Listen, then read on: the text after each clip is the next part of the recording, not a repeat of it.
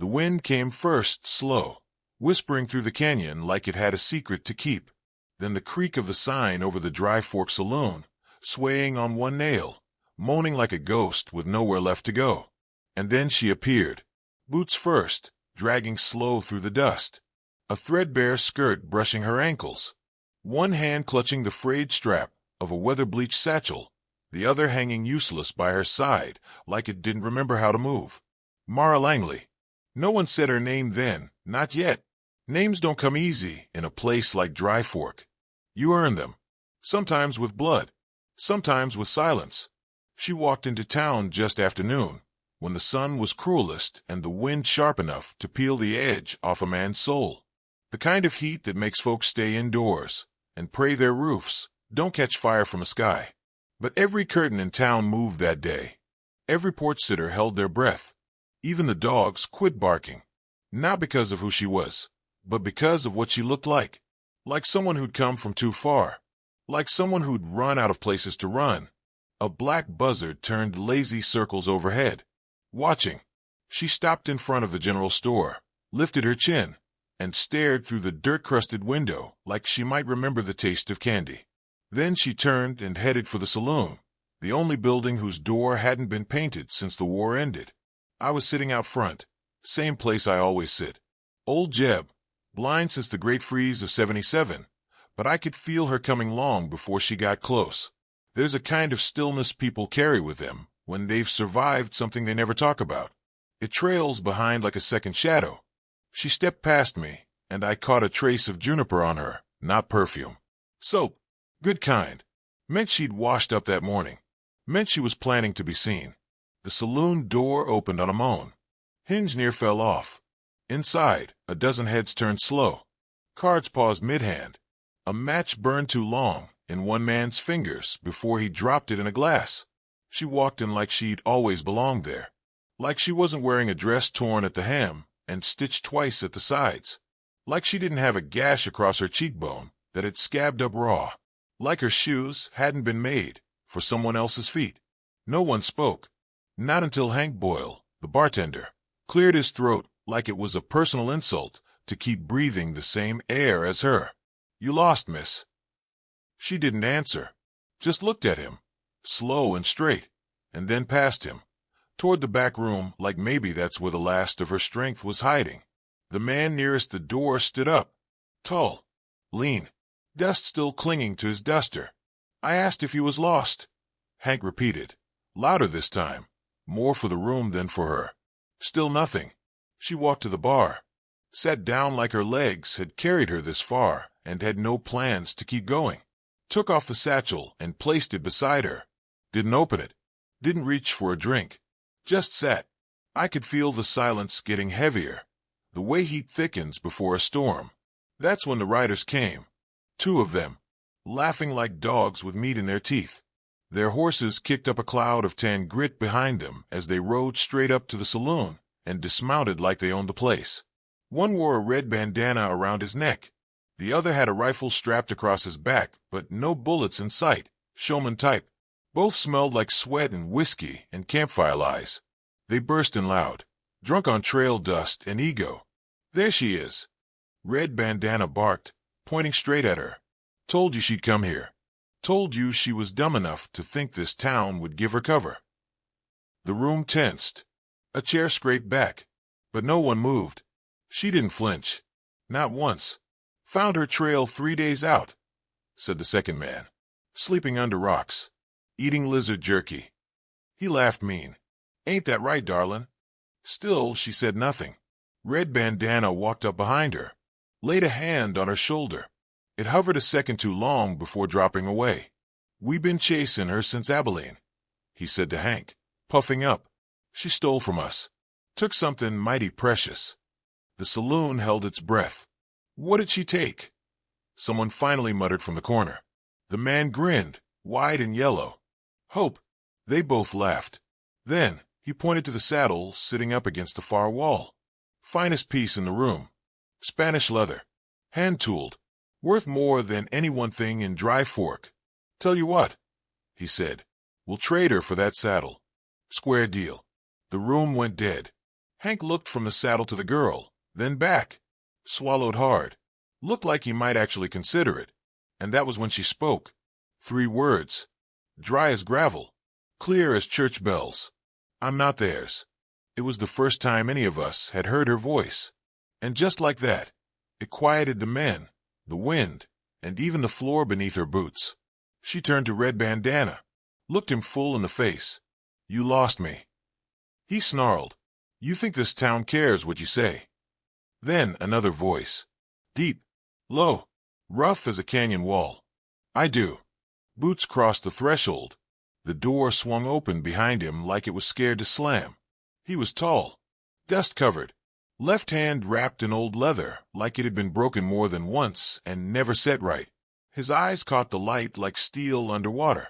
Thatcher Cole. Nobody knew he was in town. Nobody saw him ride in.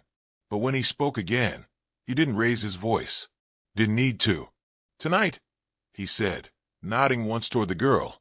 She'll be my bride. And just like that, the wind stopped blowing. The silence didn't break, it buckled, bent under the weight of what Thatcher Cole had just said. He didn't move, didn't blink. Mara didn't look at him, not yet.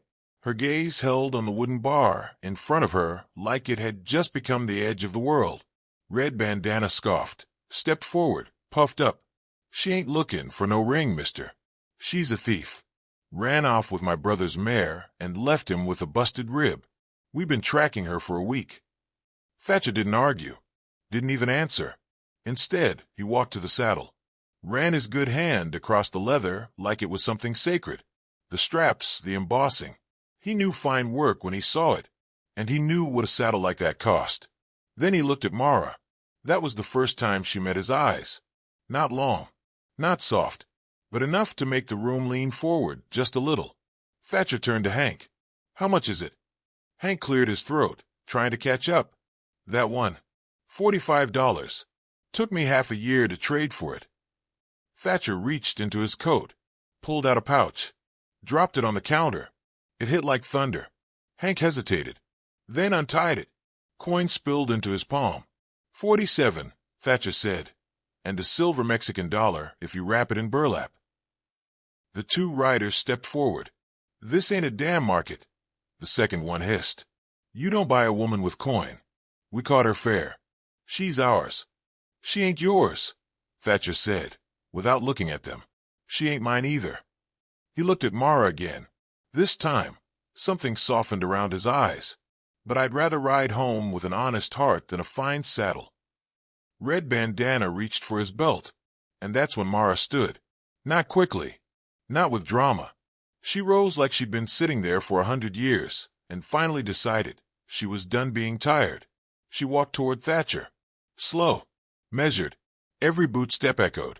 No one breathed. She passed the saddle, past the men, past the pouch of coin, and stopped beside Thatcher Cole. Didn't touch him, didn't speak, just stood there. The riders cursed under their breath. The second one spat on the floor.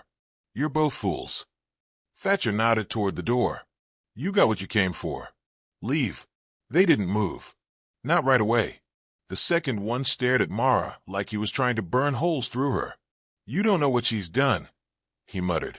She ain't no bride. She's... Thatcher stepped forward. Just one step. But his boots hit the floor with the kind of sound that settles things. I said, he repeated, leave. The 2 men stared at him, then at Mara, then at the saddle, and left. The saloon door swung shut behind them with a long, tired groan. No one clapped. No one spoke. But when Mara walked out beside Thatcher, the quiet felt different, like the whole town had exhaled something it didn't know it was holding. They didn't speak on the ride back. The horse Thatcher brought for her was small, dusty, but sure-footed. He handed her the reins without a word. Let her mount herself. Watched to see if she'd bolt. She didn't.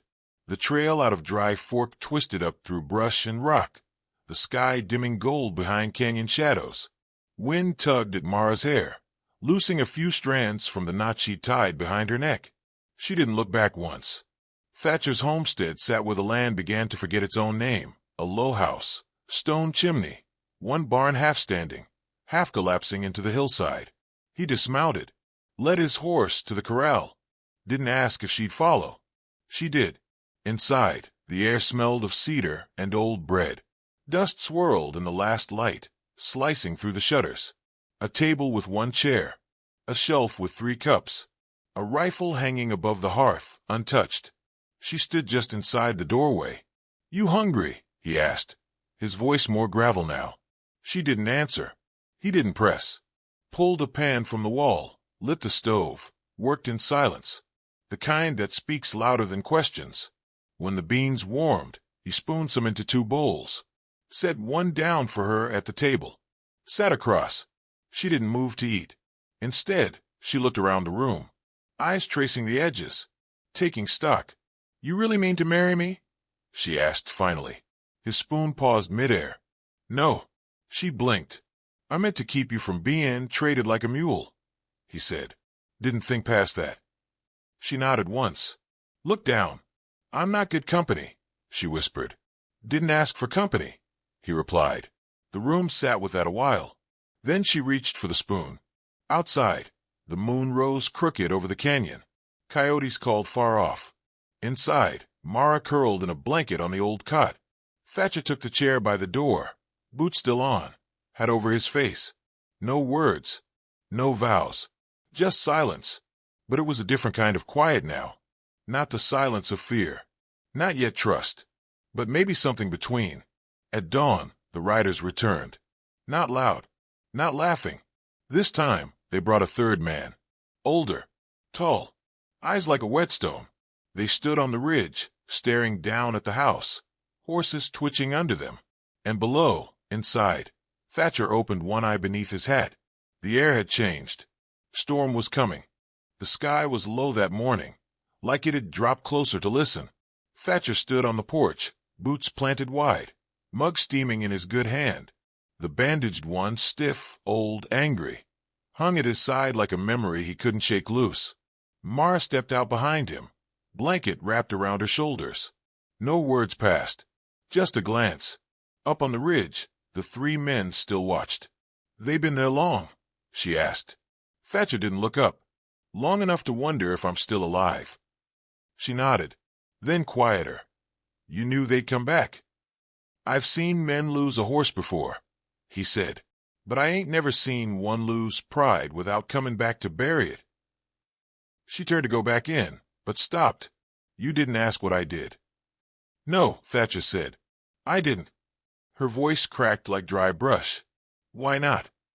He looked at her now. "Because I seen the way you held still when they talked. I seen the way you didn't run. And I seen the way you looked at me like you wanted to believe I meant what I said." He paused. "That's more truth than most folks give." They came down just past noon, dust trailing behind their horses, like ghosts unwilling to settle. The old man in front rode, like someone born in the saddle, hat low, coat clean, eyes colder than river stone. The younger 2 flanked him, red bandana on the left, the showman on the right. Thatcher didn't go for his rifle, just waited by the split rail, the sun at his back. The old man dismounted last, let the dust clear before he spoke. "You Thatcher Cole?" "I am. Name's Silas Cray. These 2 are mine." He didn't say sons. Didn't need to. Thatcher nodded once. "You took something don't belong to you." "I took a woman out of a saloon. She's got debts." "She ain't livestock." Silas tilted his head. "That's so." He looked past Thatcher, toward the house. Let her speak for herself then. Mara stepped out before Thatcher could move. She stood tall, pale, face tight as stitched leather. "I ain't going back," she said. "Whatever I owed is paid." Silas clicked his tongue.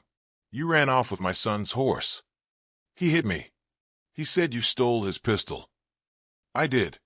Silas gave a small, humorless smile. "You confessin'?" She lifted her chin. "I'm not hiding." The showman stepped forward. That pistol was engraved. Silver inlay. Family piece. Mara turned to him. "Then he shouldn't have left it under my skirt while he slept." The words cracked like a shot. Silence followed, sharp and hard. Then Silas moved. Slow. Calm. He reached inside his coat and drew a folded paper. Wore it. Signed. Stained. Heard of Judge Morrow? He asked. Thatcher's jaw ticked. I have. Silas held the paper out. Signed by him. Says she's mine to take. Mara didn't flinch. Thatcher didn't reach for it. Instead, he turned his back on the man, walked to the barn, kicked the door open. Inside it was dark, thick with hay and heat. He came back with a rope, walked past Mara, and tied the rope around his broken hand. The knot was slow, tight. He held the free end toward Silas. You want her? You'll have to take her by me, and I'll tie my bad hand behind my back to make it fair. The riders shifted. Red Bandana laughed. You serious? Silas didn't smile. I know who you are, Cole, he said. You got a history. A temper. I've got a memory, Thatcher replied. Silas nodded once. So do I. Then, without warning, he drew. Fast, but not faster than Thatcher. Thatcher moved like someone who didn't care if he got hit, just that the other man missed worse. The first bullet went wide. Silas ducked. Thatcher's shot hit the dirt by the showman's boots, on purpose. The air lit up. Guns barked. Horses screamed. Mara dove behind the porch rail, heart thudding. Thatcher moved forward, toward them, slow and unblinking. And just as suddenly, it stopped. Silas raised a hand. Enough. Dust settled around them like falling ash. Red Bandana's gun hand trembled. The showman's cheek bled from a splinter. Thatcher's rope hand bled too. Not from a bullet, but from his own grip on the knot. Silas spat in the dust. Not worth it, he muttered. Not today.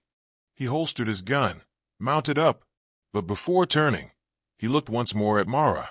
She'll answer for it one day, he said. No, Thatcher said. She already has. The riders left in a gust of wind and hoarse sweat. That night, neither of them spoke. Thatcher sat in the chair, unwrapping his hand. Skin raw, fingers purple. Mara stood by the hearth. After a long silence, she walked over. Kneeling, she took the cloth from him, wrapped his hand fresh. Didn't ask what happened to it. Didn't ask what it cost him. When she finished, she didn't let go. Just held it. The broken hand. The one he tied behind his back. She looked at him, and said nothing. But her silence held more than any vow ever could. Spring came slow that year, like it wasn't sure it was welcome. Thatcher's land lay quiet, wind-stroked fields, thirsty fence posts leaning like old men. The canyon behind the barn stayed cold even into April, shadows carved deep enough to hide the past in. They kept to chores. Mara patched the roof, learned to mend boots. She tied her hair with rawhide and wore a holster now. Not for show, not to threaten. Just part of her now. Thatcher's hand didn't heal right. The knuckles stayed stiff. The rope burns turned to scar lines that caught dust and never let it go. But he worked the plow anyway, tended the soil like it owed him nothing. They didn't talk about the men who came down the ridge. Not after that day. But the horses stirred uneasy when the wind shifted west, and Thatcher started sleeping with his boots on. One morning, the fence line split open. Coyotes, maybe. Or something meaner. A single post sheared clean through.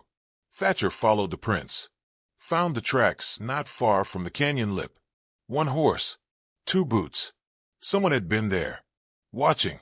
He stood for a while at the edge, looking down where the land dipped out of sight, where voices could vanish and never echo. Mara came to him just before dusk. You see anything? He shook his head. Not yet. She nodded, then added softer. You will. A letter arrived the next week. Dusty rider. No return mark. Just a single fold of paper and one name inked in red, Silas. Inside, nothing but a map. No note. No threat. Just a red mark circled deep in the canyon, like a wound still bleeding. Thatcher didn't crumple it. Didn't curse.